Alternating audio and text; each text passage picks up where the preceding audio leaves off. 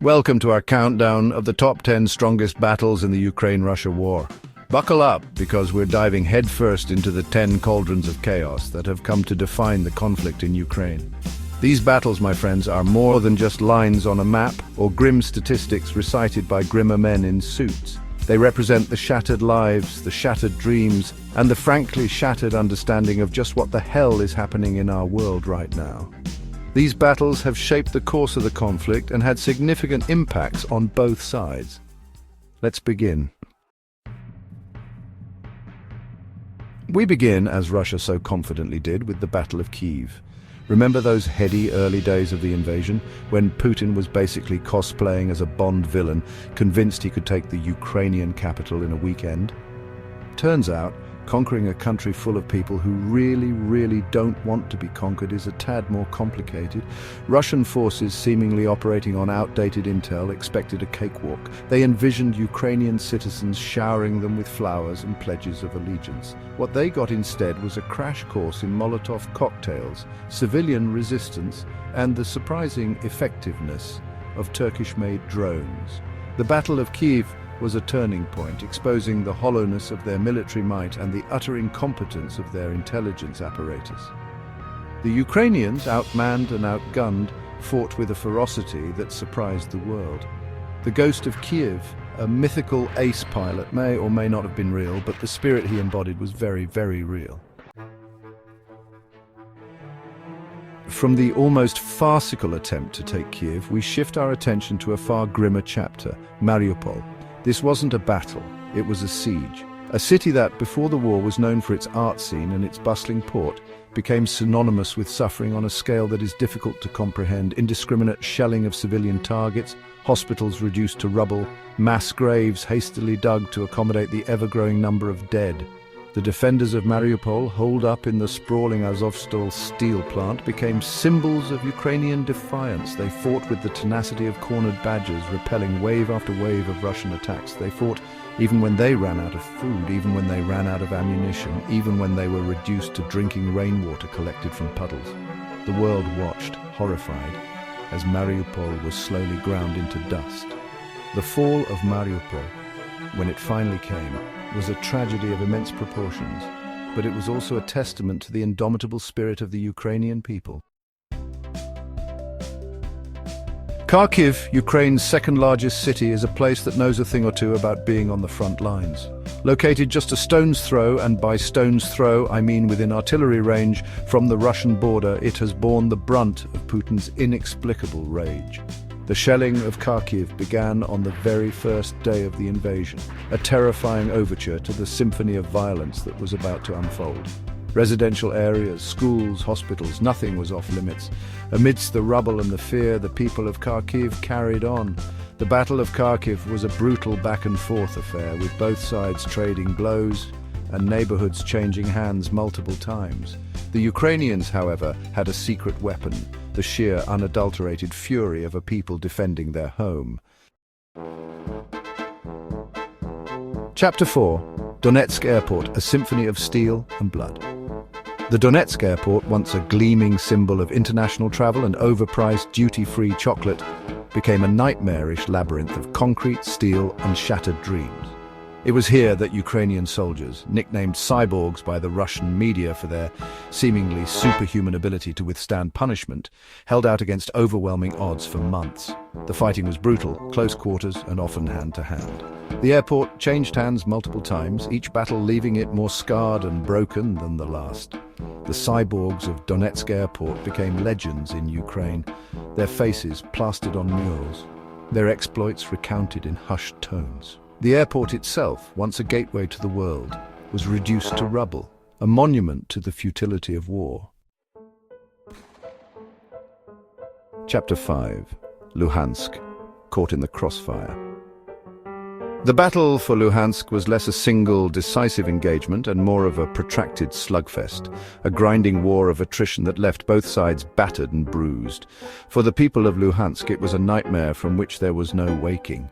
Caught between the hammer of the Russian military and the anvil of pro-Russian separatists, they endured shelling, shortages, and the constant fear that the next explosion could be their last. The capture of Luhansk by pro-Russian forces was a major victory for the Kremlin, but it came at a steep price.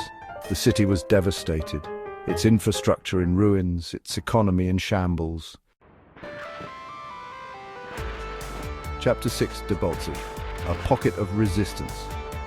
The Battle of Debaltseve was a masterclass in military encirclement, a real-life game of risk where the stakes were measured in human lives.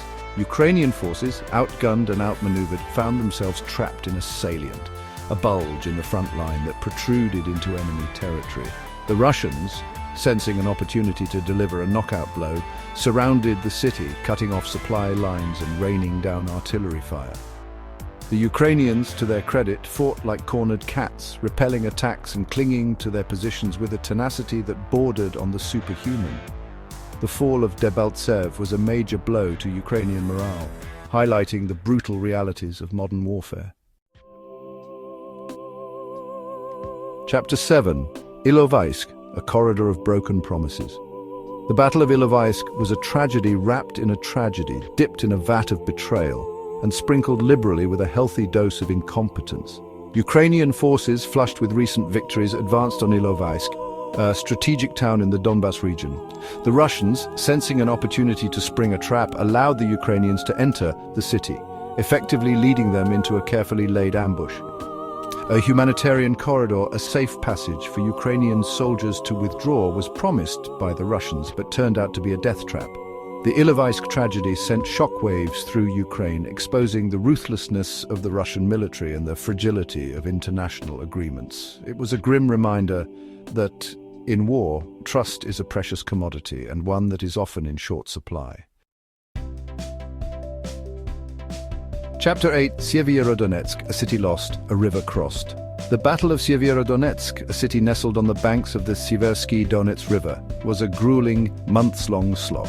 For the Ukrainians, Sievierodonetsk represented a vital link in their defensive line, a gateway to the Donbas region. For the Russians, it was a stepping stone, a chance to claim a symbolic victory and to control a key piece of territory. The fighting was brutal, block by block, house by house.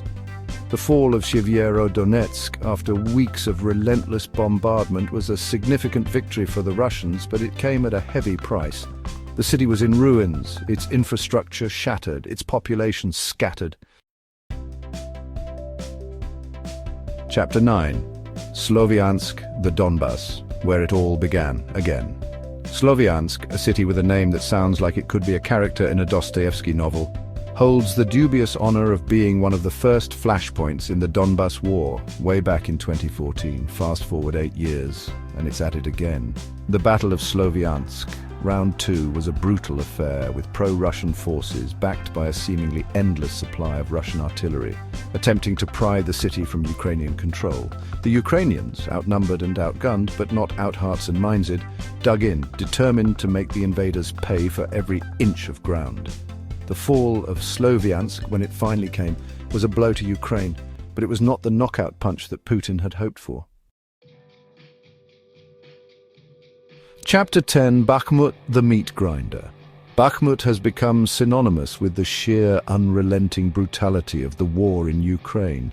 For months, Russian forces, spearheaded by the Wagner Group, have been trying to capture the city, and for months the Ukrainians have been holding on, clinging to every ruined building, every shattered street, every inch of blood-soaked ground. The fighting has been intense, with both sides throwing wave after wave of soldiers into the meat grinder, often for minimal gains. The casualty figures are staggering, the human cost almost too much to bear. The Battle of Bakhmut is a tragedy, a microcosm of the senseless violence that has engulfed Ukraine. It is a stark reminder that in war there are no winners, only survivors. Outro: a war without end, so there you have it. 10 battles, 10 stories of courage and sacrifice, of brutality and loss. The war in Ukraine is far from over. The fighting continues, the bombs continue to fall, the body count continues to rise. But amidst the darkness, there are still flickers of hope. Stay tuned for more updates and in-depth analyses on the Ukraine-Russia war.